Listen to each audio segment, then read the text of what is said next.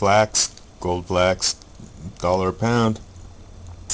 You get a little bit of flaxseed in any smoothie shake or anything. It's going to cost you 25-50 cents. It's pretty much the only thing that's protein in most bread products. If they advertise it having extra protein, if you check the ingredients, they've added flax. This is extremely healthy product, and I'm not going to go into all the health benefits, just focusing on the efficient thriftiness of $1 a pound per protein, per price, per weight. We're going to do a shout out to Nancy's Honey Yogurt, which, by the way, is, I believe, affiliated with Ken Kesey's farm. It's out of Eugene, Springfield, Oregon. And anyway, yogurt is got certain bacteria in it that are alive, and they in the ingredients it lists them, and it makes them it's basically called the flora inside your body, and when you eat or ingest bacterial agents, it kills all those, and there's good and bad flora in your digestive system, and these products go in there, and they basically increase the symbiotic relationship that allows different cells and things to grow, and you're actually growing living cultures in your body, and different molds that live in your body that put off different bacteria that are useful for genetic reproduction and cellular growth to fight off bacteria and different diseases. All synthetic immunizations and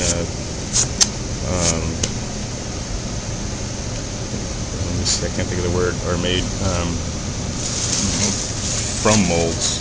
You have strawberries have a mold on them, and I can't think of the name of the mold that attacks the specific molds attack specific foods, and so by ingesting strawberry, you're probably going to ingest that mold, and penicillin, for instance, and it's going to add up over time in your body and create an immune system that's going to be beneficial. And when we culture it in a laboratory, we make a penicillin or antibiotic, streptomycin, Kinfleck. There's different things that are created from extreme resins and or bacteria over time, concentrated over extreme situations in zero temperatures or extreme heat temperatures or extreme toxic environments is where and how we create our antibacteria properties. And so when you put growth hormones, Nancy's doesn't use growth hormones.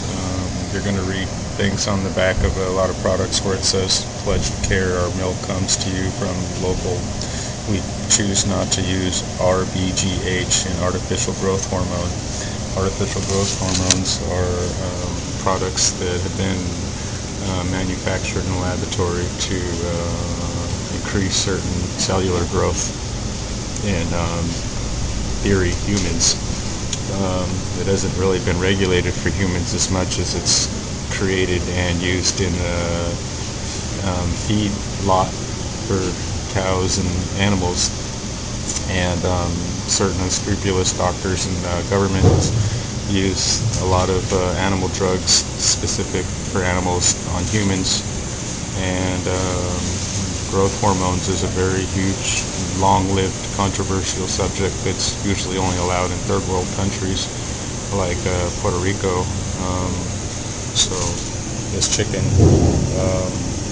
Tyson's chicken, for instance, has had many a lawsuit against them for growth hormones in their chicken, which have created in places where their plants are in Puerto Rico have outbreaks of men with female body parts and stuff from their growth hormones.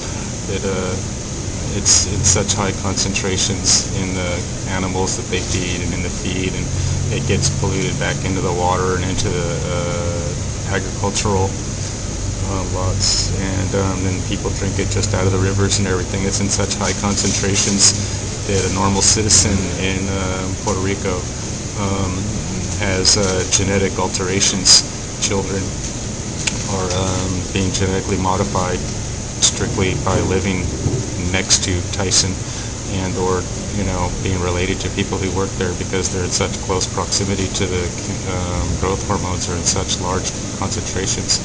They're literally having breast and other sexual organ problems for males and females.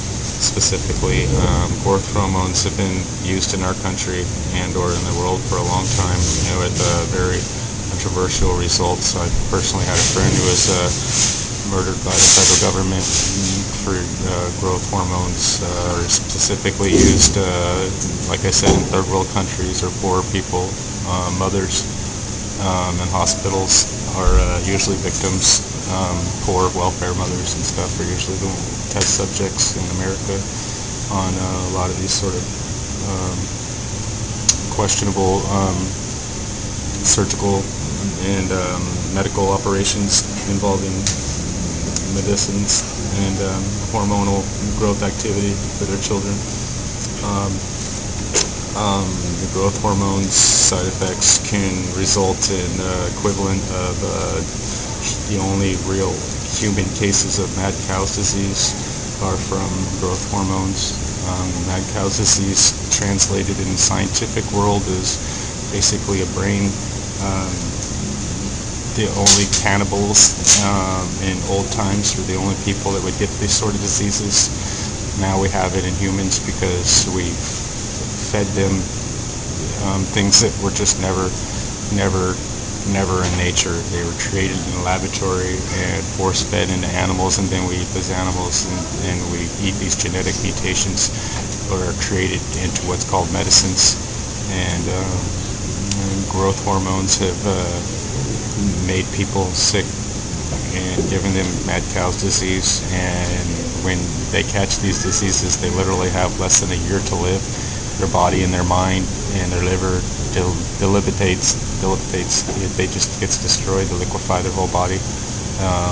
They lose motor control within so many months, and they're basically a big physical puddle for the year or so that they're alive. It's a horrible way to die. Growth hormones are strictly a vanity drug and or prescription. It's a very rare case scenario that a person actually gets prescribed them for a medical need. There's a lot of children that are born the size of a teaspoon or something, and those are not the people. That's not what growth hormones are for. They're strictly for used in medicinal medicinal or sports training or weightlifting. It's a pseudoscience at best. You get like I said, a pound of flax for $1, and Nancy's wild berries. This combo right here is some of the best protein and food that you can get for any amount of money, hands down, let alone homeless and poor. Handful of Thompson's organic raisins, the best grown in the country. It's pure protein and health. This is medicine at best, and you can't buy this. Money is I mean, when you go try and buy this in a smoothie, I'm saying, or in a fruit drink, you don't get the same content and the same quality of food, even if you put raisins and fruit and all sorts of products in your food. And banana, it's like 20 cents. This whole meal right here is under $3, and it's fit for enough nutrition and protein and food for a whole day, and more than the average American and or human on the planet eats, unless they are financially secure.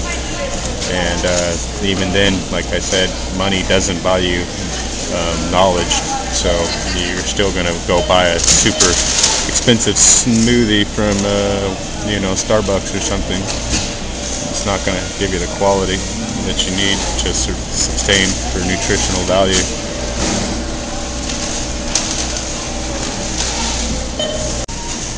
You get like I said, a pound of flax for $1, and Nancy's wild berries. This combo right here is some of the best protein and food that you can get for any amount of money, hands down, let alone homeless and poor.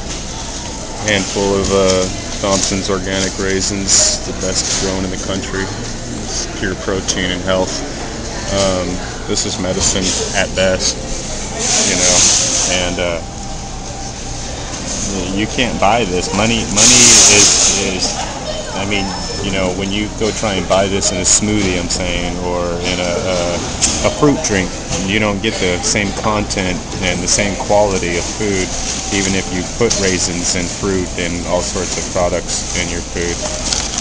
And banana, it's like 20 cents. This whole meal right here is under $3, and it's fit for enough nutrition and protein and food for a whole day, and more than the average American and or human on the planet eats, unless they are financially secure.